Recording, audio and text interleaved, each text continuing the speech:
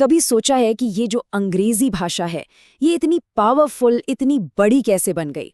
आज हम लोग ना उसी कहानी के एक बहुत ही ज़रूरी चैप्टर में जाएंगे, एक ऐसे टाइम में जिसने इसे हमेशा हमेशा के लिए बदल कर रख दिया। तो शुरुआत एक बड़े सवाल से करते हैं। आखिर कोई भी भाषा ग्रेट कैसे बनती है?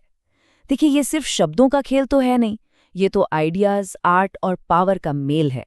चलिए देखते हैं कि अंग्रेजी के साथ ये सब कैसे हुआ। तो चलिए टाइम में पीछे चलते हैं, सीधे 14वीं सदी के इंग्लैंड में। ये कोई आम सदी नहीं थी, बिल्कुल नहीं। ये वो टाइम था जब अंग्रेजी भाषा ने एक जबरदस्त करवट ली, एक ऐसा बदलाव जिसने उसकी पूरी पहचान ही बदल दी। इसे अंग्रेजी की हिस्ट्री का एक ग्रेट लीप फॉरवर्ड भी कहा जा सकता है। यह वो दौर था जब अंग्रेजी सिर्फ एक लोकल बोली से कहीं ज्यादा बन गई। इसने पावर और आर्ट की भाषा बनने का अपना सफर यहीं से शुरू किया। ये एक मामूली भाषा के एक्स्ट्राऑर्डिनरी बनने की कहानी है। तो सवाल ये है कि ये बदलाव आया कैसे? इसकी जो पहली और सबसे बड़ी वजह थी वो था लिटरेचर। और इस क्रांति का सारा क्रेडिट जाता है एक महान लेखक को, जिसे हम चौसर इफेक्ट कह सकते हैं। ये समझना बहुत जरूरी है कि ये कितना बड़ा कदम था। उस जमाने में अगर कुछ भी इम्पोर्टेंट लिखना होता था ना, तो लोग लैटिन या फ्रेंच का इस्तेमाल करते थे। ऐसे में जेफरी चौसर जैसे बड़े लेखक का अपनी कहानियों के लिए अंग्रेजी को चुनना सच में किसी क्रांति से कम नहीं था। और इसका असर जबरदस्त हुआ।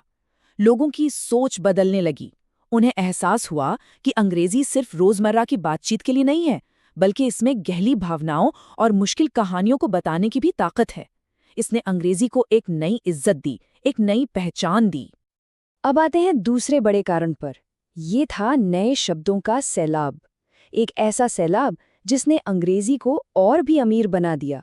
ये अंग्रेजी के विचारों की भाषा बनने की कहानी थी। तो ये हुआ कैसे? जवाब है लोन वर्ड्स के जरिए, मतलब उधार लिए गए शब्द। एक लोन वर्ड का सीधा साधा मतलब है एक ऐसा शब्द जिसे कोई भाषा किसी दूसरी भाषा से उधार ले लेती है। और यकीन मानिए, 14वीं सदी की जो अंग्रेजी थी ना, वो उधार लेने में उस्ताद थी।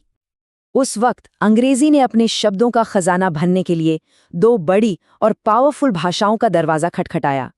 ये वो भाषाएं थीं जो उस दौर में कल्चर और नॉलेज का सेंटर मानी जाती थीं। ये भाषाएं थीं फ्रेंच और लैटिन। फ्रेंच उस समय राजकाज और अमीरों की भाषा थी, और लैटिन थी धर्म, साइंस और एजुकेशन की भाषा। इन दोनों ने अंग्रेजी को वो शब्द दिए जिनकी उसे नए और बड़े आइडियाज को एक्सप्रेस करने के लिए जरूरत थी। जैसा कि यहाँ देखा जा सकता है, इन उधार लिए गए शब्दों ने समाज के हर बड़े एरिया पर अपनी छाप छोड़ी। पॉलिटिक्स और लॉ के शब्द जैसे गवर्नमेंट और जस्टिस फ्रेंच से आए। आर्ट और साइंस के शब्द फ्रेंच और लैटिन दोनों से लिए गए, और इसी वजह से अंग्रेजी में बड़े और टेक्निकल आइडियाज पर बात करना पॉसिबल हो पाया। तो जब इन दोनों ताकतों को एक साथ मिला दिया जाता है, यानी लिटरेचर से मिली पहचान और नए शब्दों का खजाना, तो हमें एक ऐसी अंग्रेजी मिलती है जो पहले से कहीं ज्यादा मजबूत और पावरफुल बन रही थी। तो बस यही था वो मैजिकल फॉर्मूला। एक तरफ चौसर जैसे लेखकों ने इसे आर्ट और कल्चर की भाषा बनाया, तो दूसरी तरफ फ्रेंच और लैटिन से उधार लिए गए शब्दों ने इसे ज्ञान और शासन की भाषा। और नतीजा, एक ऐसी अंग्रेजी जो पहले से कहीं ज्यादा रिच, ज्यादा फ्लेक्सिबल और ज्यादा दमदार थी। आर्ट और शब्दों की इसी जुगलबंदी ने उस मॉडर्न अंग्रेजी की नींव रखी जो आज पूरी दुनिया में बोली जाती है।